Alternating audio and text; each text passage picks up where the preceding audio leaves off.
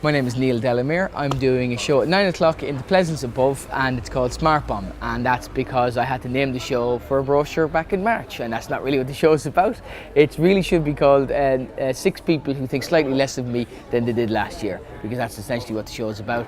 My slight run-ins with various people throughout the year, and some serious, some not so serious. I chose the name Smart Bomb because it's kind of nondescript really, and when you write it down you go, by the time I come up with a show, that is malleable, that can be made into to suit what I've actually called it. But I had visions of it taking in high art and opera and ballet and anything that made people smart, and then suddenly it's April and you go, okay, right, let's see. Actually I've had rows with 6 people this year that I can probably flesh out into a show. So yeah, I suppose the term flesh out into a show probably isn't selling the show in a way I should, but I'm very bad at the PR side of things. But it's pretty good.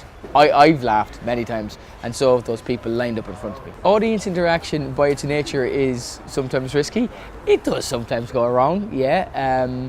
Various things have happened. There was a guy one year who was amazing because he had his 2 kids there, and I could see his left arm and I couldn't see his right arm because it was under his jacket and there was a bump there, you know. But there was obviously there, and I said, did you mind if I asked you what happened to your arm? And at which point he flattened down the bump and there was no arm there, which is an awkward moment.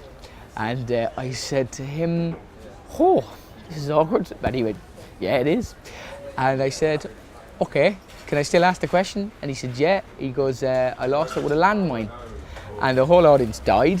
And then his 14-year-old kid went, no, you didn't. And the whole audience laughed. And I swiftly moved on from that, having been taken out of the situation by somebody else. So, I mean, it's what keeps every show different. And it's also people that come up to you afterwards and say, they don't necessarily say, oh, I love your story about X. They go, I love your story about X, but I was there the night that something happened. The guide dog had a wee in the front row, which happened 2 years ago in Edinburgh.